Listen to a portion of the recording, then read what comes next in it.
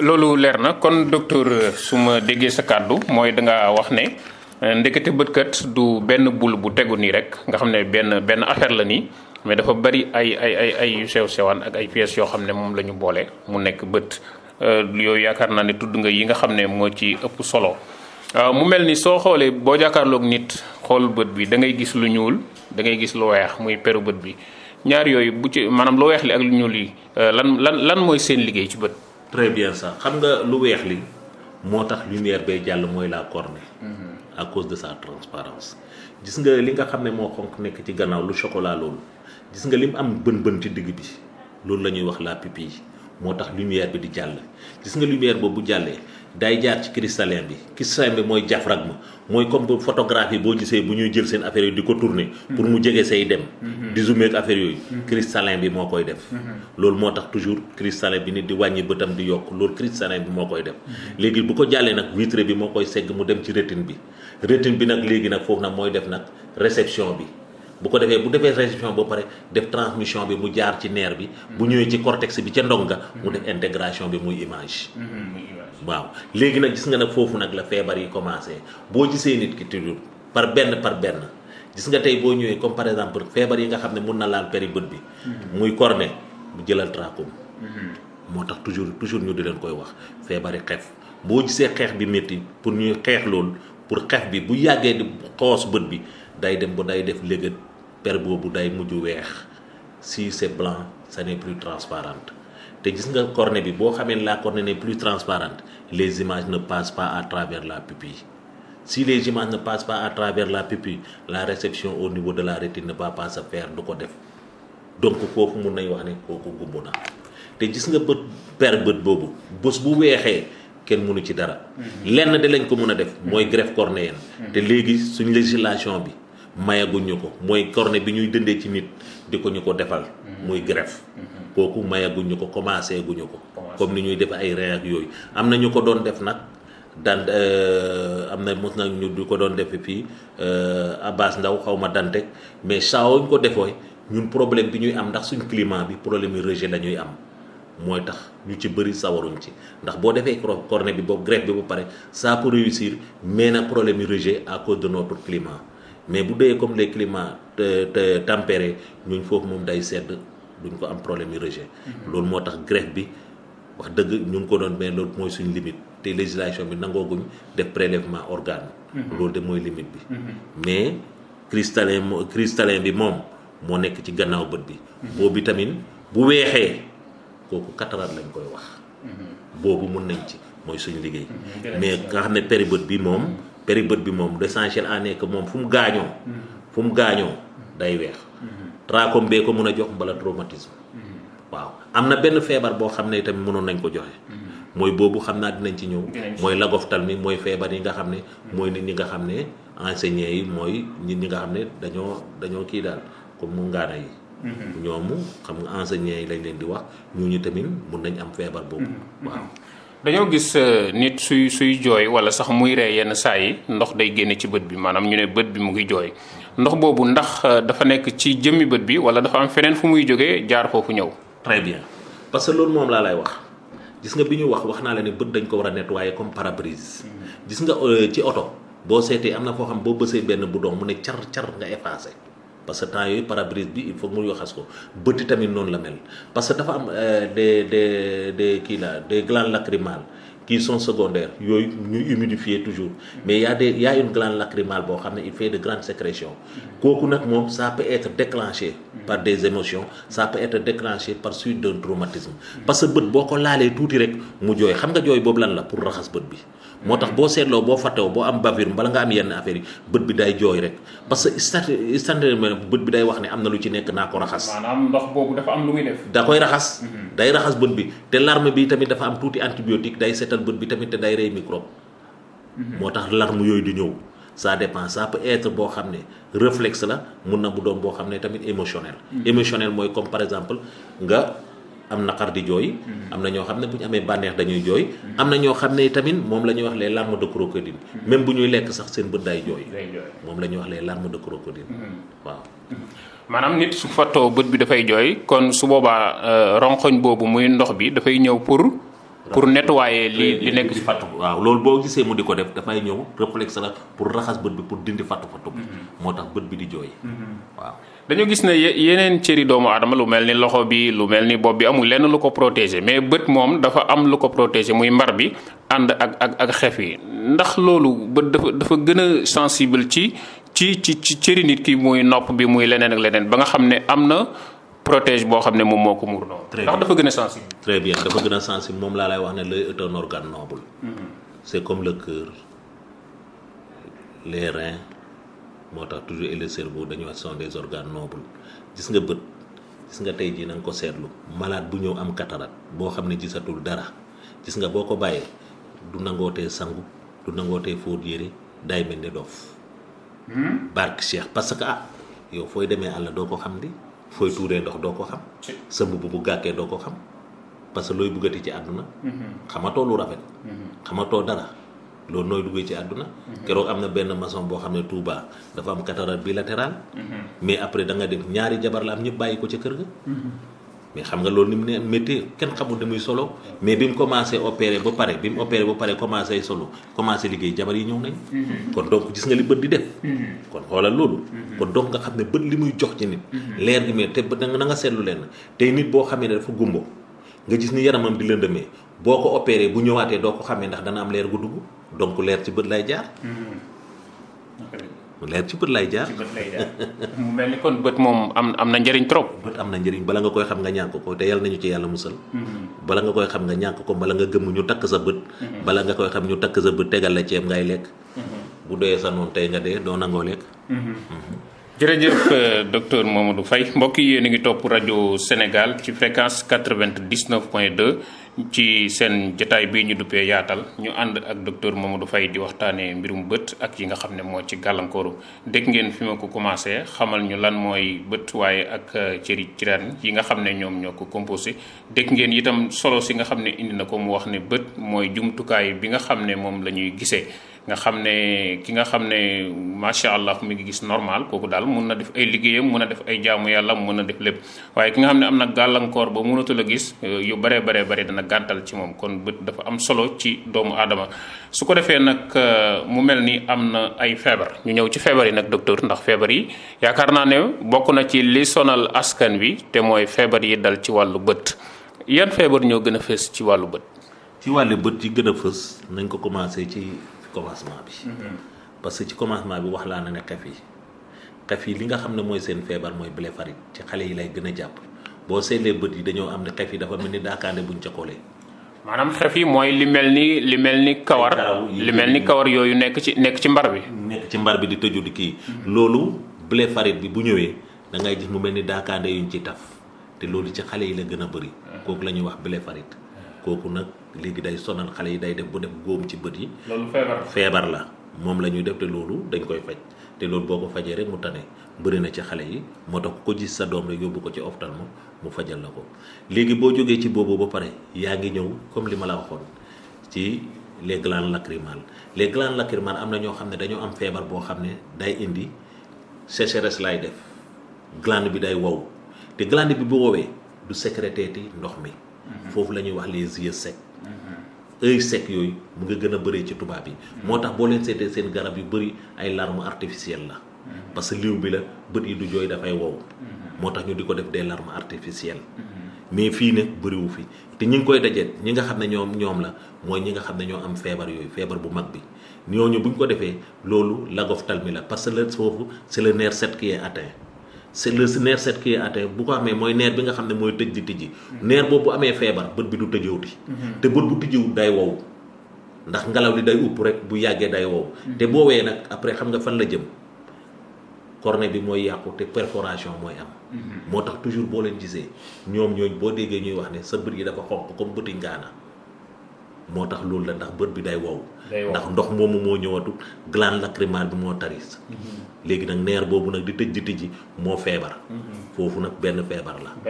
waaw foofu la ñu. moom dina la xañ gis. moom boobu dina la xam nga fan la lay xañee gis. parce que bët bi bu woowee te tooyul. bët bi boo woowee te tooyul. dina dem ba bët bi dafay wow bu woowee nag wow boobu day dem ba dafay toj feebar mu dem dystrophie. te bu defee dystrophie yooyu weexaar yooyu ba dina dem ba lumière bi du takkiyati mu indi lëndamaay.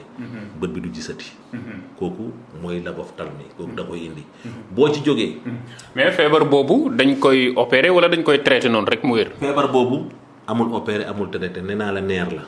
neer foofu nag ci chirurgie mun nañ jël def blépharothérapie tëj bët bi. nga xam ne dañ ko tëjee ba boobu bu ñu ko tëjee ba foofu nag sécheresse bi dina wàññeeku ñu am lu ñuy defee ay gouttes ci biir ñooñu larme artificielle rek nga leen mën a defal. waaw mais mën a loon a defal leneen. waaw loolu rek mooy faj mi larme artificielle. mooy faj mi bala nga jël pommade yoo xam ne mooy protéger cornée bi. ay gel. waaw. boobu kon feebar bu doy waar la docteur. feebar bu dagg ay loxo feebar bu doy waar la. loolu la ndax am na ay sabab yu koy joxe feebar boobu noonu. sabab yooyu yu koy joxe feebar bi demoon na bu amatut ndax gars yi songoon nañ ko mooy li ñuy wax ne la maladie ancienne mooy xam nga ci lañ ne doo utal seen dëkk yi comme Koutal ay dëkk yooyu ay dëkk yooyu ay péekooku yooyu xam nga fa lañ doon dajale ñi amoon feebar yooyu. léegi nag dem nañ ba nga xam ne commencé war na ndax sama jabar madame Faye war na ma benn image boo xam ne on a décelé quand même une personne qui a eu la lèpre. mu won ma ko ci photo keroog won na ma ko avec des taches yoo xam ne ci yarami kii bi ma xam ne lèpre mu ngi ñëwaat kenn xamul li ko indi ndax ni ñu ko songee woon gaa yaa ngi teggi seen tànk. xam naa yeete bi ñuy yeete ñuy teggi seen tànk mais affaire baa ngi ñëwaat moo tax il faut ñu taxawaat ci daal. waaw. loolu am na solo waaye feebar bi dana wàlle boobu. boobu feebar bu day wàlle.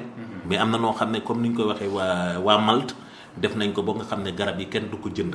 dañ koy fay te fu nekk foog naa ne madame Faye kii na ko ndax fu nekk am na koo xam ne moo représenté ñooñu pour régler seen problème. waaw gaa yaa ngi ci liggéey bi bu baax. ñu ñëw nag ci beneen feebar bi nga xam ne moom mel na ni moo lëmbee Sénégal gi yépp muy li ñu tuddee cataracte lan mooy cataracte docteur. waaw kay très bien bala ngay jàll ci cataracte. am na beneen boo xam ne. moom itamit am na doole. mooy uveitte. mooy li nga xam ne moo lalu loolu chocolat loolu dafa am feebaram. te uveitte boobu mun na jógee ci bëñ yuy métti mun na jógee ci nopp buy métti mun na jógee ci buutitu njur buy métti mun na jógee sax ci biir buy métti. mais docteur yooyu nga tudd noonu dañoo am relation ak bët. mooy uveitte. yooyu yëpp dafa am relation mën na jógee ci bëñ. bëñ mën na jógee ci nopp. mu mel ni dafa am ñoo xam ne xamuñ ne yooyu noonu jàppuñ ne yooyu nga tudd muy bëñ nopp ak yooyu noonu am na benn relation bu ñu seq ak bët. dañoo am relation étroite. moo tax toujours booy liggéey ci bët il faut may liggéey ak Sélé Ndiaye. odonto il faut ngay wax ak médecin bi ñoom Diagne il faut que rajo sax da ngay dem booy wax ak ñoom ay bulondo parce que tey jii ku am sinusite madame Faye da ngay ñëw tey koo xam ne toujours daay lay wax ne man sama bët yi day xesen di def ni man damay soj ak affaire yi mais da nga koy laaj mu def bulondo au moins nga xam ne dafa am sinusite boobu boo ko fajee bët yi du amati problème. parce que ma wax la leen gis nga booy jooy rongo yi bu ñëwee da ngay gis kuy jooy day ñandu xam nga li tax muy ñandu. parce que rongo yi ci bakkan balay jaar. ci lay jaar. rongo yi ca bakkan balay jaar dafa am foo xam ne tey ñuy wax les points lacrymaux les canaux lacrymo-nasal gis nga yooyu bu fattee yooyu moom boo rongo yi day tuuru rek mooy ñi nga xam ne foo leen fekk rek rongo yi day tuuru. boobu la ñuy wax épiphora bu amee bën yooyu boo xëccee bët bi yooyu foofu noonu dama ko fàtte ci yooyu tamit foofu la pompe bay jaar rongo yi bu ñëwee foofu lay jaar ñëw ci bakkan yi. looloo tax nag léegi nag foofu bu fattee mooy ñi nga xam ne seen rongoñ day tuuru rek. waaw loolu feebar la. feebar la waaw wax nga dëgg docteur ndax am na ñoo xam ne foo leen mën di gis rek ronko yi ñu ngi tuuru. ñu ngi tuuru noonu nga xam ne daal xëy na dañuy jàpp ne sax loolu dañ koy judduwaale wala dara. kon feebar la moom. bën yi mooy fatt mun nga ko judduwaale mun na mu doon benn membrane boo xam ne moo ko tapissé du jàll te membrane boobu bu kii sax dañ koy bàyyi di seetaan loolu saqat mun na ko dindi bala défécation bala nga def benn affaire membrane boobu dëñ mais bu fekkee ne léegi nag mënut a dëñ dañ koy def sondage boobu nag def lavage seet bu ñu ko defee sondage bu jàllut foofu nag on est obligé de faire recours à la chirurgie moom la ñuy wax dacryocystotomie foofu lañ koy defee. loolu xam-xam yu xóot la. waaw foofu la moom nag kooku ñoom docteur ba ñoo koy def Dantec. waaw kooku moom chirurgie la boo xam ne chirurgie plastique pour mu dem mun a jàll rongoñ yi di jàll. kooku tamit feebar la ci feebar bi mais li ma la wax ci affaire yi kii bi uveitte bi. kooku dafa doon feebar boo xam ne boo gisee nit ku koy am en répétition kooku sax war nga koy dem defal ko analyse boo xam ne moom la ñu wax pour seet ndax amul feebari sida parce que en général yooyu boo ko amee muy récidiver il faut nga xam ne am na feebar boo xam ne moom ngay seet. moo tax feebar boobu moom la ñuy wax uvéite te gis nga uvéite boobu bu yàggee. ay temps am na ñoo xam ne dañu am ay carie dentaire. moo tax gis nga ñi nga xam ne dañu am bëñ yu chocolat yooyu. bëñ yi di damm c'est fréquent Touba ak Kaolack. ak Gossas. moo tax toujours bëñ yooyu dañu ay fréquent yoo xam ne des uvéites à répétition. te uvéite à répétition yooyu bu amee. xam nga lan lay indi blocage. gis nga blocage gis nga ndox mi nekk ci biir bët bi. gis nga ci bën boobu lay jaar. jaar ci kanami cristallin bi. ñëw nag bu ñëwaat nag ci chambre antérieure bi foofu lay dugg gis nga bu demee ba nga xam ne foofu fatt na. gis nga cristallin bi mooy taqaaloo ak iris bi. bu ko defee ndox moom nag du jàllati. ndox moom day bloqué wu ci gannaaw. gis nga bu bloqué woo ci gannaaw nag bu yàggee day yàq bët bi day gumbo. foofu la ñuy wax ne une synéchie totale. léegi nag uvéite complication uvéite bi. loolu la ñuy wax ne mun na dem ba wàll tax yaalit bi mu doon panuvéite. waaw loolu tamit uvéite boobu tamit feebar la boo xam ne da koy def. boobu tamit nañ ko sóoraale avant cataracte bi. mu ngoog docteur Faye fii ci Darou Mouhty macha allah loolu leer na kon nag ñu ñëw ci cataracte bi. très bien cataracte nag moom la ñuy wax ne mooy déeg bi gën a jege kër gi. jigéen ñi fa la ñuy sëmbee xale yi fa la ñuy sëmbee màggat yi fa la ñuy sëmbee ku dem sëmbi. wante nag wolof wax na ne gan ak noor mun na la jiiteem xuus mais gan ak nawet bu mu la jiiteem xuus. maanaam. gan ak noor. mun na la jiiteem xuus. ndax noor xam nga boo taxawee di nga xam fi déeg bi yem. mais gan gu ñëw nawet fekk déeg ba fees dafa xam fi déeg ba yem. moo tax bu mu la jiiteem xuus.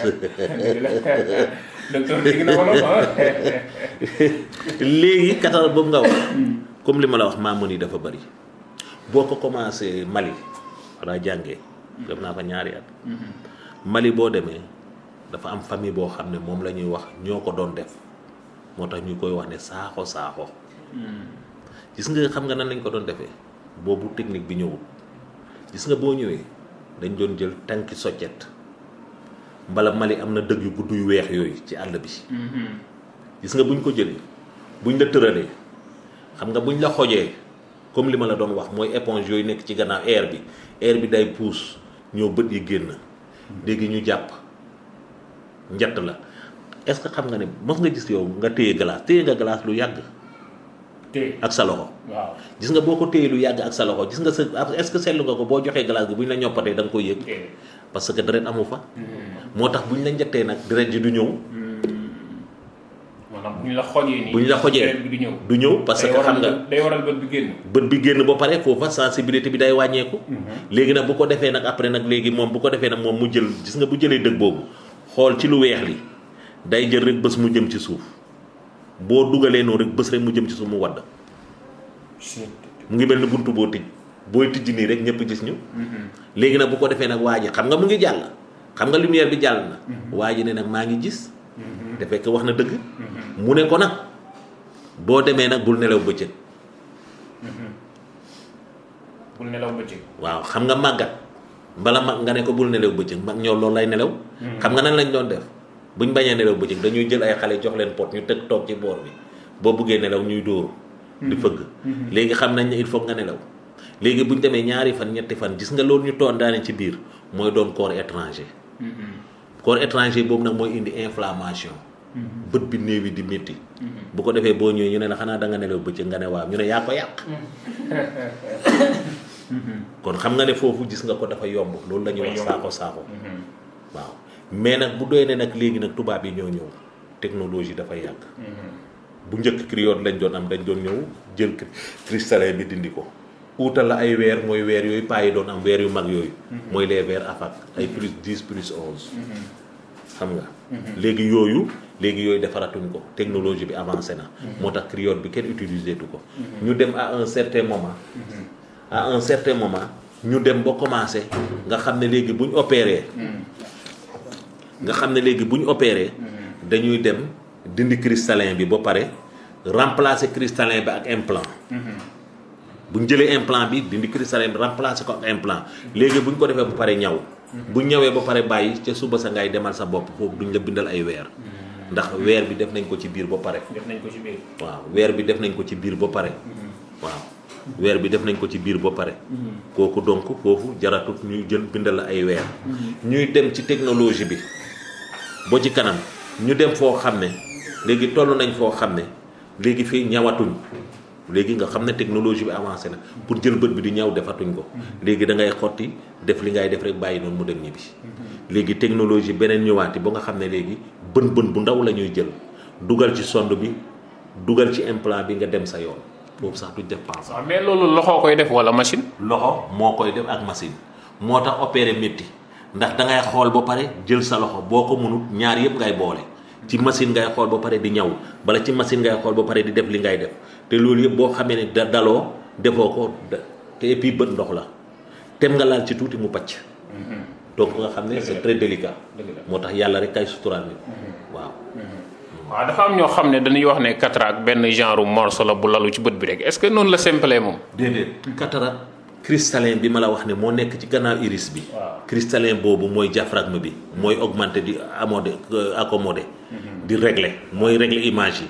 bu jegee moo koy régler ci mu ñëw ci rétine bi bu soree mu def ko mu ñëw ci rétine bi kooku moo koy def moo tax kooku nag bu amul la vision n'est pas nette kon nag loolu du luñ muur ca gannaaw la nekk ndax del na dafa am nit ñi dañuy jaawale ñaar cataracte ak xellent ci cristallin bi la ci cornée bi la nekk moo nekk ci kanam liggéey boo gis day bàyyi xellent day weex cataracte tamit day weex waaw boobu tamit am na beneen feebar boo xam ne tamit mun nga yaakaar ne cataracte la fekk ca rétine ba la rétinoblastome la kooku beneen cancer la boo xam ne bëri na ci xale yi moom la ñuy wax rétinoblastome kooku boo ko xoolee ci biir day weex nga foog ne cataracte la nga song ko fekk rétine ba am problème moo tax toujours am na yoo xam ne sax ci xale booy def fond d'œil bi il faut nga def fond d'œil pour situer ko moo tax bu doyee ci xale dafay naqadee xam moo tax rétinoblastome mënoo ko situer il faut nga def dilaté ko boo xam ban niveau la parce que ci biir cataracte bi tamit di nga gis cataracte boo xam ne capsule postérieure la nga jaawale ko foog ne nga jaawale ko mën nga ko jaawale ak beneen feebar donc dafa am cataracte boo xam ne cataracte blanche la noyau beeg yooyu yëpp am na benn cataracte boo xam ne capsule postérieure bi rek mooy am cataracte loolu yëpp ay niveau cataracte la waaw macha allah docteur Mouhamadou Faye bu Daarul Muxti macha allah kon nag yaakaar naa ne yéen ñi nga xam ne yéen a ñuy topp te yàgg di dégg docteur Mouhamadou Faye ñu bari dañuy ñëw Daarul Muxti ngir faju seen bët rawatina lu jëm ci wàllu cataracte dégg ngeen fi mu jaar fépp xam ngeen ne ay xam-xam yu xóot la yoo xam ne yaakaar naa ne lii ku jàngul rek doo ko war a mën a xam doo ko war a mën a man kon loolu lu am solo la dégg ngeen fi ñu toll nag muy ci wàllu cataracte xeeti cataracte yi nga xam ne indi na ko kon bokk nañu jàpp ne cataracte ni ko nit ñi ñenn ñi di waxee muy jàpp ne benn morceau la boo xam ne dafay ñëw lalu ci bët bi nee na déedéet loolu cataracte weesu na foofu bala nga koy xam nag dafa am ay machine ndax docteur am na ay machine wala dañ koy defal rajo wala nan la ñuy testé ba xam ne kii cataracte moom moo ko dal. sa torche rek boo ko jëlee mën nga ko torche rek mën nga xam cataracte. torche yi ñu yor torche yi ñuy yor rek mën nga xam ndax kii am na cataracte parce que bu fekkee ne jàng ko boo seetee pipi bi ubbeeku réflexe yi nga xam parce que cataracte dafa am cataracte boo xam ne traumatisme moo ko indi. gis nga cristallin loo ko laal lu mu tuuti rek mu manifesté wu. sa manifestation c'est le blanchissement boo manifestation bu réaction am rek day weex mooy réaction bu weexee rek nga xam ne am na lu ko dal moo tax cataracte bu amee traumatisme nga gis mu def cataracte boo gisee nga xam ne cataracte mun na doon cataracte lié à l'âge xam nga cataracte du feebar mu ngi mel ni béjjaaw ku yàlla defal gudd fan sa bopp weex. loolu mu ngi mel ni béjjaaw moo tax cataracte nit bu ko yoree foo ne feebar la déedéet cataracte comme béjjaaw la cataracte di nga gis xale boo xam ne dafa am 45 ans boppam weex tàll di nga gis ku am 90 ans te benn karaw gu weex moo koy am yàlla moo koy may yàlla mooy defar. moo tax cataracte du feebar. cataracte du feebar réaction la boo xam ne c'est lié à l'âge. am na cataracte yoo xam ne tamit pathologique am na cataracte yoo xam ne pathologique la am na cataracte yoo xam ne c'est secondaire à certaines maladies. comme par exemple UVI yi bu yàggee mun na la defal cataracte. xam nga ne ma la fi mu nekk nii diabète beeg yooyu yëpp mun na doon cataracte. loolu yëpp mun na la ko indil cataracte mun na ko indi. yooyu yëpp soo waaw diabète mun na nga boo diabète bi de bu dee manifesté wu day indi cataracte. waaw loolu la ñuy wax une cataracte compliquée day c'est lié à un diabète ou bien quelque autre chose. yooyu ay cataracte la. cataracte secondaire mën na bu doon boo xam ne uveitis boo xam ne muy secondaire. loolu yëpp mën na doon cataracte. cataracte am na benn cataracte boo xam ne moom la ñuy wax la cataracte congénitale. ci xale yi xale bi day dem cataracte juddoo ko. juddoo nit dina juddu rek am cataracte. dëgg la kooku xale la kooku tamit dañ ko war a teel a jël en charge. boo demee Albert Royer mën nañ ko jël en charge. nga dem jam ñaajo fi mu nekk am na ay ñoo xam ne dañ ci xarañ. donc koo xam ne yooyu ku ci am rek na nga ko référé foofu. ngir yàlla parce que même bu doon loolu sax am na service social yoo xam ne ñu ngi koy jàpp nit ñi lañ bàyyi awma dew ma hôpital loolu ba nañ ko. ku amul boo demee yàlla mun na def nga dajee koo xam ne mun na la dimbale. ndax am na nit ñu baax ñoo xam ne ñu ngi ci hôpital loolu rek la ñuy déglu.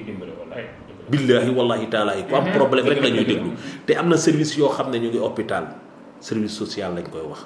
ñooñ boo ñëwee bu dee téeméer ñu seet ndax yow mun nga fay boo xamee ne mun nga fay juróom fukk ñu dem ak yow ba ca kanam. loolu yëpp da ciy am. bàyyi defal yàlla yaa ngi fi. hôpital yi defuñ ko pour xaalis hôpital yi dañ koy defar pour nit ñi. il faut que nit ñi comprendre. yàlla du wàcc di joxe xaalis ku ne maa ngi xaar yàlla ni dafay ñëw yàlla du ñëw. kon nag ku toog sa néeg di ko xaar yàlla doo gis kenn. mais il faut nit ñi génn dem ci nit ñi. lépp ak ci nit ñi. waaw. moo tax cataracte yooyu ma di ko wax. xale yi bu ñu amee cataracte jamono naqari na mais jëlal sa doom boo demee ci ophtalmo dina la yebal fenn. bu la yebalee foofa boo demee dañ fa fekk service social. ndax xale boo xam ne da nga ko jël mu am cataracte fajoo ko bu ko màggalee mën na indi amblyopie. te loolu baaxut. moo tax cataracte congénitale yi nañ ci taxaw. cataracte traumatique nañ ci taxaw te nit ñi dañu góorgóorlu te bu ñuy liggéeyati nañ yeb seen xel seen bët. mooy menuisier métallique yi toujours ma di ko wax. menuisier bois yi toujours ma di ko wax. ñi nga xam ne maçon yi toujours ma di ko wax. loolu yëpp bët dañ koy sàmm. waaw mooy nit sax bët mooy nit. docteur bët mooy nit. waaw kon sàmm su bët dafa am solo. léegi nan la nit di xamee ne cataracte moo ko dal maanaam ci wàllu gis-gisam. très bien que tu as bien fait une question très encore pertinente cataracte boo ko amee buy commencé boo séenee nit doo gis kanamam. dafay mel ni dafa def ker. day fulu boo ko séenee buy jege si muy gën a leer. te cataracte bu muy gën a ñoree cataracte boo gisee ñi ko am bu naaj wi tàngee duñ gis bu baax. duñ gis bu baax. parce que boobu day def myosis. mais buñ duggee ci ker gi nga gis ñu gis mooy gën a leer moo tax mag ñi ko am bu naaj wi tàngee ci këri garab yi rek la ñuy toog bu kër yee sedd rek nga gisee ñuy dugg ci kër yee jóg. ndax bu naaj wi tàngee duñ gis. mu loolu la cataracte da koy def. maanaam da nga mën a séen dara nii waaye doo xam lan la. te bu naaj wi tàngee doo ko gis. moo tax toujours en général ñu yore cataracte pour ñu gën a nekk à l'aise bu ñu solee ay verres yu ñuul loolu la mais bu njëkk paa yi dañ doon ut tengaade. bu ñu solee tengaade da leen di keral. bala nga sol kap bu ko defee foofa dina gën a leer. moo tax tengaade loolu da leen doon jëriñ da doon wàññi naaj wi te da doon gën a leeral bët yi. ndax tengaade day indi ker te ker gi bu ñëwee midriage am te bu bët bi bu ubbeekoo rek leeraay ñëw. loolu tamit da leen doon dimbale. ndax bu njëkk amuñu woon ay weer ndax nit ñi duñ doon sol casquette. ndax suñ mag ñi xamuñu woon ko. mais tengaade xamoon nañ ko da nga doon gis ñoo xam ne tengaade du mu gën a yaatoo rek moom lañ doon gën a bëgg. fekk ker gi lañ bëggoon a yokk. pour gis-gis bi gën a leer. mais day mel ni feebar la boo xam ne bu njëkkoon xamuñ ko woon wala siiwul woon dafa mel ni daal jamono ji la cataracte bi di gën a bari lan moo tax loolu docteur. xam nga li tax parce que àdduna moo demee noonu. loo xamul dugal ko fenn. xam nga loo xamul foo koy fajee il faut nga jàng noo ko muñee nit ki boo amee dara te xamoo fu ñu koy fajee il faut nga mun a jàng nooy dundee ak moom. dëgg la. mu ngi mel ni sa doom boo mënta génn mënoo koy sànni il faut nga jàng noo dundee ak moom. xam nga bu njëkk bilharziose feebar boobu ñu doon tuur deret nga xam ne booy saw deret di génn. mais dem nañ ba nga xam ne ñoom xamuñ nuñ koy def xam nga lan lañ mujj wax loolu de bu la dalee rek xamal ne doon nga góor mbala doon nga jigéen. de xam nga li taxoon ndax am na boo xam ne boo fa tollee ci ngay commencé sëmb boo demul ca déeg ba boo doyee mag ca ngay commencé yi fëmb te boo doyee mag nag foofu la affaire bay dugg mu dal la. donc ñu foog ne c'est lié à la fertilité. donc cataracte noonu la woon dañoo demoon ba nga xam ne dañoo demoon ba nangu ko seen bopp ne booy jëm mag sa ndox yi bëtaay jeex. parce que mënuñ ci dara mais il faut ñu am fu ñu ko teg pour muñ ko. il faut ñu am fu ñu ko teg. moo tax boo léegi boo waxee mu ne mag la ndox yi bëtam a jeex. kon xam nga kooku muñ nañ ko. fekk nga xam ne moom dañuy jàpp ne âge bee waral lii. très bien pour nuñ ko muñee. mais ba ñu xamee ne nag léegi nag bi ñu xamee ne nag léegi ñëw na ba nga xam ne dañ koy opéré kenn waxatu ndox yi bëtam a jeex. léegi da ngay gis ñoo xam ne buñ bañee faj mag ñi mbala ñu gis mag moo xam ne dañ ko bañ a faj dañuy wax ne bu ko fekk ndox bëtam a jeex fekk du dëgg. màggat yi bu ngeen leen fajee ñu gis. parce que xam nga tey ji nga bàyyi màggat muy daanu di dem nga di ci fay ay 500000 boo ko opéré benn yoon muy moytu moo gën. waaw xoolal màggat nga bàyyi ko ci kër màggat moo bàyyi ci kër du gis. mais kooku xale yi duñ jàngi. dañ koy omat. xoolal nga jël gumbo xale bi ko war a jël di omat. am na ñoo xam ne dañuy yelwaani. kooka bu mënee gis xale bi du jàngi école. mag mi doxi soxlaam. léegi kan mooy faj ku damm. kenn jàmm na ñooy. nañ faj mag ñi. ndox mu bët mu jeex amut. katara bu amee buñ ko opéré mu dem yoonam. kon loolu mooy lu leer. waaw. mais dafa am mag ñoo xam ne danoo ragal opération maanaam jëmmi baatu opération opéré rek da leen a tiital man dañ ko teg lu rëy loo xam ne mën nañoo yëg ne sax xëy na lii leen dal nii cataracte la mais ñemewuñu opération am na ñoo xam ne ñemewuñ ko ci wàllu finance parce que jàpp nañ ne dafa cher duñ ko man am na ñoo xam ne nag ñemewuñu opéré wu ci wàllu cataracte jàpp ne dafa métti wala da mën nañ ci jaare sax seen bët yàqu looy wax ñooñu. xam nga àdduna gis nga nit il faut nga gëm yàlla te gis nga Mister Seck communication dafa am solo gis nga communication. salaamaaleykum rek dina tax nit mbéj nit. dëgg la. salaamaaleykum dina tax nit mbéj nit. yow nag bu nit ki ne dama ko nuyu mu mbéj ma. yow boo amul xel da ngay ne yow nuyoo rek duñ ciy mbéjee nit. fekk nañ ko nuyoo la ak fañ ko nuyoo. waaw nga dëgg docteur waaw. xam nga gis nga am mag nga xam ne dafa yore feebar cataracte mu ñëw yow bul njëkk ne opéré. da nga koy ne maam fi mu nekk nii dégg-dégg boo mbëkkee dara bala nga tarxiis da ngay damm te damm moo gën a métti xale bii nga xam ne di la surveiller dafa war a jànge école te yow dox nga sa àdduna ba pare seetal ëllëg xale bi li muy doon. mu ne la wax nga dëgg de fay nga ne ko nag léegi fi mu nekk nii xoolal yow jur nga doom. nga xam ne tey yow mënu la boot mënu la defal dara lim la mën a defal mooy xaalisam bi am mu fayal la ko. yow mii tey jii boo gisul doo dem Makka. mu ne nga ne ko kii nag sa doom la bëgg na nga ñaanal ko mu bëgg a jël xaalisam bi jaamu ci yàlla. mënu lay fay mais nag mu jéem. bugg lay opéré nga bañ. xañ nga ko ñaan. li nga ko xañ xool ko. mu ne wax nga dëgg de. nga ne ko lii du métti du def dara du mat sax 5 minutes. da ngay tëdd rek ñu raay ko dindi ba nga dem. communication waaw bu ko defee mu ne xay man li ma waxoon nga ne ko billaay yaa du dara billaay boo tëddee piqûre bi rek nga ciy dégg te yow man nga piqûre mu ne man kay wax naa piqûre nga ne ko loolu la di naxanteeg moom ba opéré ko bu opéré ba pare ne ay yow man de gëj naa gis ay yow maa ngi gis sama doom maa ngi gis yi ko bu la ñaanalee. adduna noonu lay demee moo tax loo gis waxtaan la. kaa ñu añ bugguma dañ ci tegu. parce que li ñu doon wax rek ne nañ wax ju neex mooy taaj reer. sol bu jekk mooy taaj añ. waaxu sax mooy taaj ndékki. parce que boo waaxu sax day xam ne ni nga fanaanoo neex na nga solo mu jekk de boo taajee añ ñu xam ne ngoon gi ne neex nga wax am sa wax ju neex te du ko jël. jërëjëf docteur loolu am na solo bu baax kon mu nga feebaru cataracte daal mu ngi noonu dañ koy faj mu wér. su ko defee nag li la doon gàllankoor ci sa wàllu gis muy fulu wala lu la sori doo ko gis yëpp mën naa dem ba dañ te opération bi itam méttiwul amul benn jafe-jafe loo ci mën di ñàkk itam jar na ko ndax bët moom yaakaar naa ne moom mooy lépp te bala nga koy xam rek nga ñàkk ko wala nga fattu wala dara di métti ci sa bët day mel ni xañ na la àddina sépp loolu lu am solo la. su ko defee docteur nag mel na ni yéen a ngi accueillir ay malades yoo xamante ne bii dañuy ñëw di faju cataracte. waaw ñu ngi koy accueillir ndax fi mu nekk nii wax dëgg liñ ci opéré war na mut ay 6000 de. waaw 6000 personnes. 6000 personnes ëpp na ko de wax dëgg liñ ci opéré. waaw ndax docteur Faye moom dafa siiw. ndax Touba ñu baree bari dañuy wax sax docteur Darou Mouhty bi lu bari loolu la ñuy wax dañ koy tudd foofu noonu lu bari. yàlla def na ko wante loolu dinaa la ci yokkal tuuti. ndax bañ koy waxee tamit la ma waxoon Baye Cheikh ñu wax mu ne ma léegi loo bëgg ma ñaanal la ma ne ko Baye Cheikh toll na foo xam ne li nga may ñaanal ma yàlla musal ma ci beew ndax dina toll foo xam ne day foog ne moom la te fekk yàlla la. moo tax yal na ma yàlla musal ci beew moo tax lu nit def yàllaa ko mënal lu nit am yàllaa ko jox. lu nit di def tamit yàllaa ko dicté. moo tax lu am rek yàlla. moo tax toujours beew yal nañu ci yàlla musal. waaw beew yal nañu ci yàlla musal. waaw.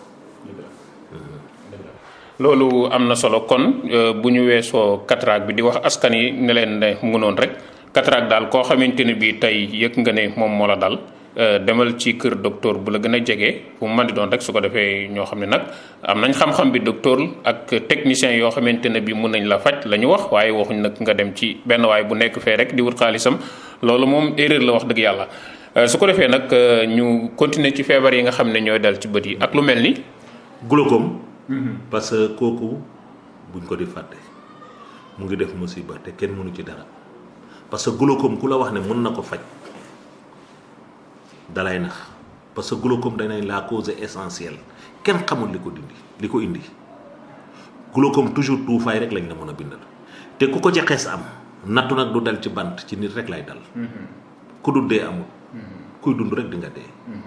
ndax ku bu doon faj mooy tax a dund waaye am na ñoo xam ne France lañ dem ñu indiwaat leen. am na ñuy wax ne glaucome dañ koy faj ñoom. waaw mais di ma la wax rek la. parce que tey jii am na ñoo xam ne moo tax ma ne la dégg moo tax ba ñu commencé ma ne la feebari bët dégg ci boori kër la. ku jóg sëmbi. dëgg la ku jóg sëmbi. ku jóg sëmbi. mais buñ ne jën wi fu mu nekk ñu ne ko mu ngi ci xeeri géej. loolu ñëpp a koy jàpp de. moo tax ma wax la loolu feebari bët la ku jóg ne mën naa glaucome ku la ko wax ne mën na ko faj waxul dëgg. lan mooy glaucome. glaucome mooy feebar bi nga xam ne tension bët la te ñett moo koy boole. nerf bi moom la ñuy wax excavation waaw nerf bi bu amee excavation. dëgg la waaw si le nerf est atteint. ak si le cap disque bi.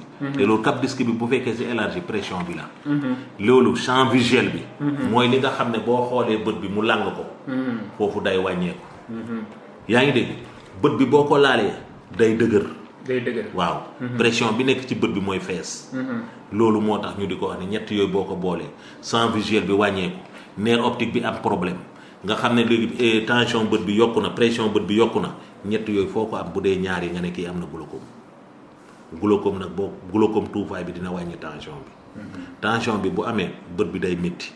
boo lekkee du rees ngay naqadi deret doo xam koo dëkkat te loolu bu amee ci yow bët bu du gis en général mun nañ ko opérer. waaw am na ñoo xam ne bu dee xale. mun nañ ko opérer c'est des jeunes. résultat bi nag mun nañ ko am mais 100% doo ko ba am. moo tax ma ne la glaucome moom bu ñëwee rek glaucome la ñi koy wax yëpp mënuñ koy faj. mais nag am na tuufaay yu ñuy joxe pour stabiliser ko. waaw am na tuufaay yu ñuy joxe pour stabiliser ko. maanaam dànk ko. waaw dànk ko. waaw mun na fa yem mais nag loolu kenn du ko assuré. waaw bokkul comme cataracte. cataracte da ngay dindi ne day gis mais glaucome la. feebar bi kenn xamul la koy indi ñun daal l'essentiel en est que li ñuy joxe tuufaay yi pour wàññi tension bi la. ki yore glaucome moom nu muy gisee nu muy xoolee. glaucome boo ko xoolee toujours buy ñëw bopp bi lay jiital dafay foog ne xef yi bu ko ubbee dina gis mais chaque fois boo leen gisee dañu ne xool parce que dinaa la wax leen nag xool ak gis du benn de. mën ngay xool te doo gis. mun ngay xool te doo gis. waaw comme le regard et la vision. on peut regarder sans voir. lan moo wuutale xool ak gis. xool bu mooy paupières yi nga ubbi ko bët yi ubbeeku. kooku mu ngi xool mais gis-gis bi mooy recevoir les images et intégration. bu mu egg ca cerveau bi. ca cerveau bi loolu mooy gis mais léegi nag loolu nag mun ngay xool te doo gis. dëgg la waaw mu ngoog kon loolu nag moom nag ci glaucome nag dafa doon loo xam ne foofu tuufaay rek lay ji bindal. nga xam ne soo ko xoolee nii da ngay jàpp ne moom. te kulli bët yi te gis nga glaucome buy dugg ci néeg bopp bi lay jiital. kulli bët yi boo ko gisee rek xam ko. bu lay jub rek da nga xam ne kii glaucome la yor. ndax maanaam su boobaa kon li mu feebal ba nga xam ne mënatul a gis mu jàpp ne moom su ubbee bët yi dina mën a gis. très bien loolu mooy def loolu. très bien moo tax mu di ko def. dafa foog ne bët yi bu ubbeekoo dina gis. fekk nag ñàkk a gis ba ca neer ba la. moo tax di nga glaucome bu la dalee gis nga boo dee allah akbar yëkkati sa ñaari loxo nii xool sa kanam di nga gis sa ñaari mais bu doy glaucome il faut que sa loxo yi ñëw ci kanam. foofu moom la ñuy wax le champ visuel est réduit. ma li ngay embrasser 360 degrés la mu ngi nii boo ko defee. waaw dafa am ñoo xam ne bu ñuy xool parce que buñ doon xool benn affaire nii dañ koy xëcc ba mu jege bët bi nii ñuy xool nii mais buñ ko dàndalee nii téye ci seen loxo duñ ko gis waaye bu ñuy xool dara nii même buñ doon bind wala ñuy xool ci téléphone bi da ngay gis mu jegeel téléphone bi bët bi pour que mën koo gis loolu lu koy war. mu ngoog xam nga par exemple loolu li koy gis nga comme par exemple ma ñëw ci glaucome bi boo yëkkati sa loxo.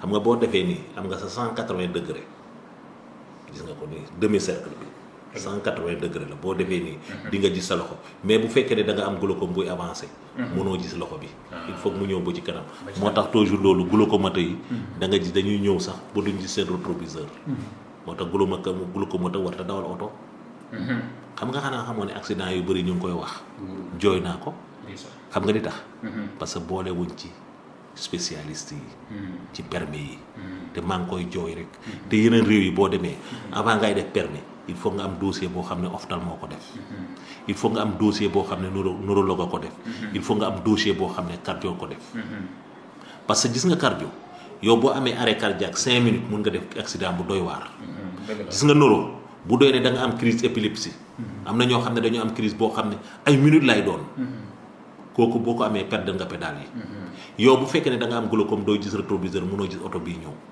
am na ñoo xam ne xamuñ duñ gis feu xamuñ lu vert xamuñ lu rouge xamuñ lu bleu noir blanc rek lañ gis moom lay daltonien yi te loolu il faut nga xam ko ci nit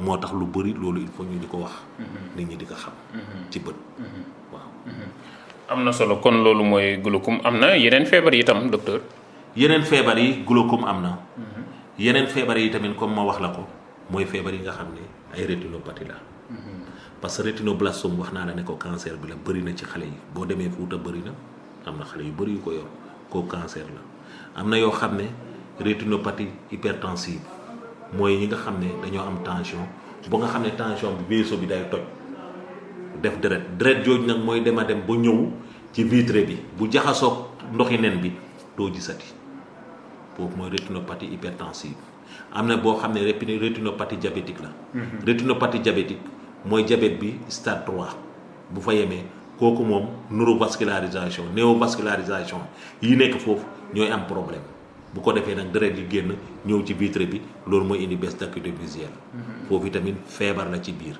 am na benn feebar boo xam ne tamit moom la ñuy wax panuvéite mbala yaalit yooyu yëpp day am ci feebar la waaw bu ko jógee tamit am na benn feebar boo xam ne moom la ñuy wax cellulite mooy éponge bi nga xam ne moom moo nekk foofu te graisse rek la te graisse gi sont très sensibles à l'infection parce que amul lu leen protéger moom la ñuy wax cellulite te cellulite yooyu bu ñu ko négligé dafay de encéphalite te mun na rey nit kooku tamit day am mais foofu tamit dinaa la ko wax benn wax ci affaire yi muscle yi foofu tamit day am ay feebar mooy paralysé yi mooy ñi nga xam ne c'est jigéen ñi nga xam ne bala nit ñoo xam ne dañoo am strabisme mooy jël waaw ñooñu jël noonu muscle yi ñoo am problème waaw moo tax jël yi dañoo uute am na jël boo xam ne dafa dem ci biir am na jël boo xam ne dafa dem ci biti am na boo xam ne ci kaw mbala kii muscle yi foofu muscle yi ñoo am problème bu muscle yi amul problème nga xam ne sont les nerfs qui les énervent ñoo am problème loolu tamit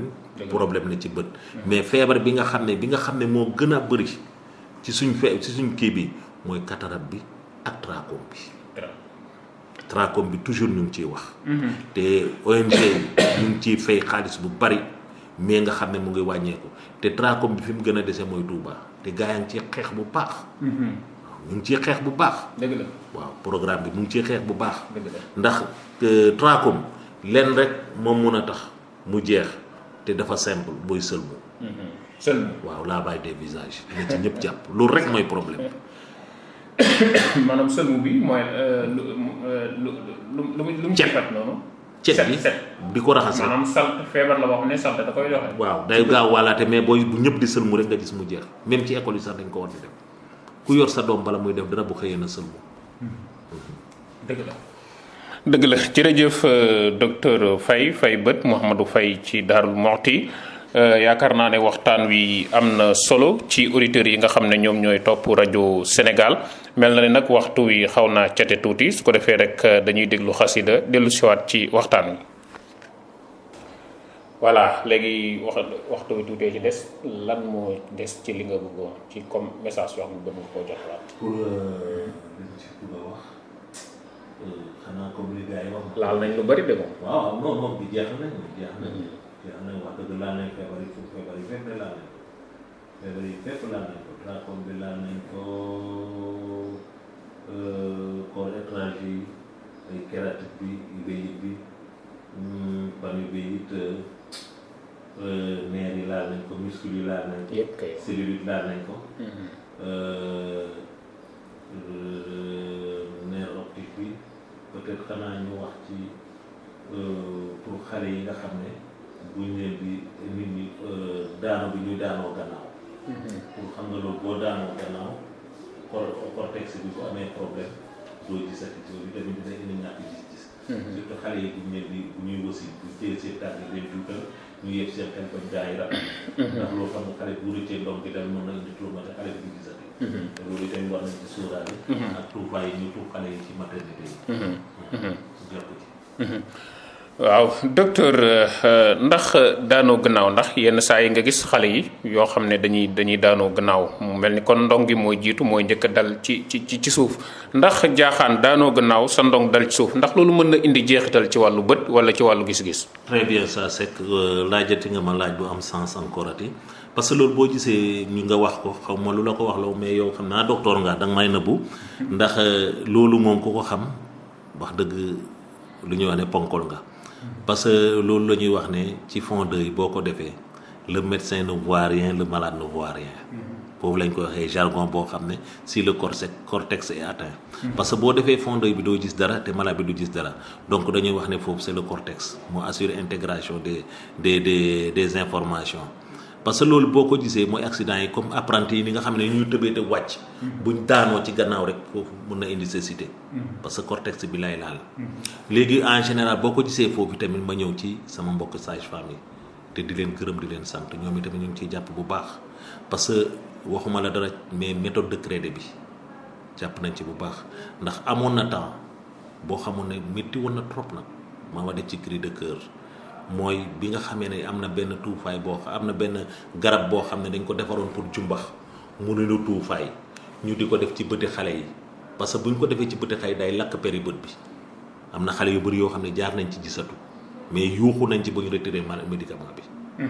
waaw kon donc loolu maa ngi ciy gërëm sage-femme yi bu baax. te tamit l'essentiel en est que tamit raar na nga gis sage-femme bu téye xale sëggal ko ni ndax xale bu juddoo. jooyul il faut ñu jàpp tànk yi juutal ko ndax dara di ñëw ci bopp ñu tàpp tànk yi. tàpp taat yi te loolu tamit ñoom tamit sóoraale nañ ko baax xam nañ koy jàppee ndax xale bi foofu bu rëccee bu daanoo ndong ngay jiitu. te bu ndong gi jiitoo foofu mën na ñàkk gis-gis. mais pour ba ma fi nekkee ba léegi mosuma ko gis. ndax day am nag. mais nag bu fekkee ne sage-femme bu sàggan la mbala matron. bu xamul sol gant ba pare xale bi day ratax mun na bu daanoo mun na daanoo ndong gi ci bassin bi. te loolu tamit ñoom ñëpp ñu ngi ko yebee xel. te loolu sant yàlla bu baax maa ngi leen ci félicité. ñoom sage-femme yi. loolu moom lu neex a dégg la te itam lu yomb xam la ndax fi mu ne dañuy wax ne nit. wala fas wala dara boo ko dóoree ak kuur wala aw yet ci ndong gi nii but yi mën na génn ci biti. très bien day booy bokkat ni ko loolu la mu ngoog looloo tax nag ndong gi moo yore lépp. moo tax gis nga même gis nga boo am na noo xam ne boo ko na réel sax gis sa gis sax day lëndëm. waaw loolu daal moom ma wax la ko kon nag bët yaa ko gis. ndax dafa am sëddit yoo xam ne ñoo nekk nerf optique bi. nerf optique bi am na feebar yoo xam ne sax. nerf optique bi day dem loolu feebar yi nga xam ne moom la ñuy wax ne neuropathie optique. neuropathie optique di nga gis ñoo xam ne naan gu métti da leen koy defal. cigarette sax mun na ko def. am na ñoo xam ne noonu la ñuy def am na feebar yoo xam ne da ngaa gis neuropathie. optique surtout en général tamit dinaa la ko wax foofu tamit dinaa ci yegg mooy les hypertensions toxoplasmiques. Xaw ma nan lañ ko waxee lié au grossesse. mooy ñi nga xam ne dañoo ëmb ba pare am tension. waaw les hypertensions gravidiques ñooñu toujours dañu am hypertension te bu ñu amee hypertension dañu am œdème papillaire. œdème papillaire bu ñu ko négligé bañ koy faj day dem ba nga xam ne day indi atrophie optique. en général yi tamit foofu tamit dañ koy gis ci jigéen yi nga xam ne ci njureel lañ koy jëlee. bët yi lëndëm bët yi du gisati. fekk loolu la hypertension gravidique moo koy def. loolu tamit jigéen yi tamit maa ngi koy ñaax sage-femme yi la prise en charge des femmes qui ont des hypertensions gravidiques. il faut ñu dimbale leen pour les œdèmes kii là. jërëjëf docteur Faye bët bu Daarul Muxti danaa la laaj leen nag docteur machine bi may gis nii pour lan la. machine bi kii pour réfracto la. mooy comme ni nga xam ne très bien ça parce que dugguñu ci. mooy piste de réfraction yooyu kii yooyu tamit mooy ñiy sol lunette la. parce que bii mooy natt ban lunette la nit ki war a sol. parce que bii boo ñëwee di nga xam ndax kii myope la mbala hypermétrope mbala astigmatisme bii da la koy jox. kon nekkul ne su ma neexee rek ma dem jënd ay lonet yu ma neex rek sol. ci wàllu bët. lonet bala nga koy sol mu ngi mel ni ay dàll demal jël 45 billahi sa dox du rafet. nit ku nekk am na lu mu yema ca moom boo gisee mesure dañ koy jël yow boo bëggee ñaw lu jël mesure te boo bëggee lonet doo jëli mesure fu ñu ko teg boo bëggee jàll ne boo bëggee dindi dàll ne 39 lay sol bala 42 yow nga bëgg lonet nag ñëw na sol foo ko teg. lonet tamit il faut nga xam bi ngay sol ban la ci. waaw il faut nga xam ba ngay sol ban la ci parce que dafa am ñoo xam ne dañoo myope am na ñoo xam ne dañoo am hypermétrope am na ñoo xam ne dañoo am astigmatisme am na boo xam ne nag boobu moom nag ci at yi la. boo xesee am 40 ans rek yaa ngi dugg ci presbytie kooku mooy lonet yoo xam ne nag pour lire la. moo tax comme li nga wax ca début ba maa ngi la ciy tontu ndax bu njëkk boo gisoon nit ñi di sol ay weer di jàng xam nga lan la mag ñi doon wax ñii de xam nga këyit gu weex ngay jàpp seen bët. këyit gu weex boo ko toppee da ngay dem ba il faut nga sol ay weer fekk déedéet këyit yu weex yi du loolu de foofu lañ ko féetale ndax xamuñu woon léegi booy jël at 40 ans boo ko amee cristallin bi du mën a accommoder cristallin bi du mën a accommoder bu mënta accommoder nag léegi nag foofu il faut nga remplacer ko ou des verres de presbyte foofu ngay amee ay plus 1 plus 1 50 plus 2 plus 2 50 ba plus 3 fa la yem ak sax machine bi nag bii may jàkkaarloo sama droite bii nii waaw tey de jot naa la de tey daal sekk daal moom kii mooy frontofocomètre frontofocomètre tey jii nit bu indeewoon ay veeram nga bugg a xam verre yi ñaata la fii nga koy dugal xam verre bi moyen la ou bien plus la ou bien astigmatisme mooy frontofocomètre. te yëpp da ngeen koy jàng ba mën ko utiliser pratiquement. waaw boo ko jàng doo ko mën a utiliser ay bagage la ku nekk ak bagage am. docteur sa dernier message docteur Faye digganteem ak askan wi digganteem ak chef religieux yi muy diggante bu rafet macha allah ndax looloo tax ñu bare ci région bi ba ci biti région bi itam xam nañ kan mooy docteur Faye. waaw man de xam nga chef religieux yi yow bi ngeen di dugg sax gis nga ki ma ko tuddee mooy sëñ Cheikh Khady. ndax moom wax dëgg fii la jaar na fi ak ñeneen ñoom porte parole bi ñoom ñëpp mënuma leen a fay ndax Baye Cheikh ba mu ñëwee def ne fi daa dem ñëw ne fay la porte parole bi tamit sëñ Bass Abdou Khoudoss mënuma ko fay. ndax ba mu ko baax ndax ba mu ñëwee ci ma am na benn màggal ba may doog a affecté fii mu dem màggal bëtam bi am lu ci dugg mu ne leen gars yi ne ko dañ dem fenn mu ne leen dew ma fenn man du ma sànc ba pare sàncal nit ba pare di ko teggi di dem feneen sama docteur balaay def ñëwaat fii fekk am lu duggoon ci bëtam bi ba bët bi amee cataracte tamit magam bu jigéen mu ooye ko ne ko ci fay ngay dem yàlla defal ñu sutura moom ci boppam mi tamit mu joxe loxoom boole koo ki teraangaam kooku kenn mënu koy fay ndax tey mënoon nañ ma indi ci dëkk bi pare dem France mënoon na ma indi ci dëkk bi dem Dakar mënoon na ma indi ci dëkk bi dem beneen dëkk du ma ca mën dara mais mu ne leen nag wax dëgg nag nañ waxante dëgg ku sa jabar aye nga xaaraane yaa génne sa jabar bala yaa fase sa jabar dañ koo tënk ci wa man yatawakkal ala llaahi fa huwa hasbuh ci loolu lañ ko tënk maanaam ku doyloo yàlla te am ngëm-ngëm xam ne docteur Faye mii li tax ñu affecté ko ci daaru mooy muy faj ci wàllu bët lu mu jàng la ba am ci ay diplôme ak ay kayit kon ñoom bu ñu amee tawat ci seen wala jafe-jafe war nañoo mën a ñëw ci docteur Faye boole ko confiance ko nag yaakaar yàlla. mu ngoog nag xam nga li ñuy wax mën nga dem Casamance jënd kirinting wante kirinting bi boo ko taxawalee rek du la taxawal kër. kon nag kirinting bu nekk dafa am jën. kon nag sëriñ si mooy jën yi. sàkket bi bu taxawtee mënuma leen a fay jën yi la. buñ ne kër gi tey sàkket waa nga ne taxaw na am na ci lu mu wéeru ci li ma wéeru nag mooy sëriñ si mënuma leen a fay. muy sëñ Abbas ak chef de village ak sëñ Khalil ak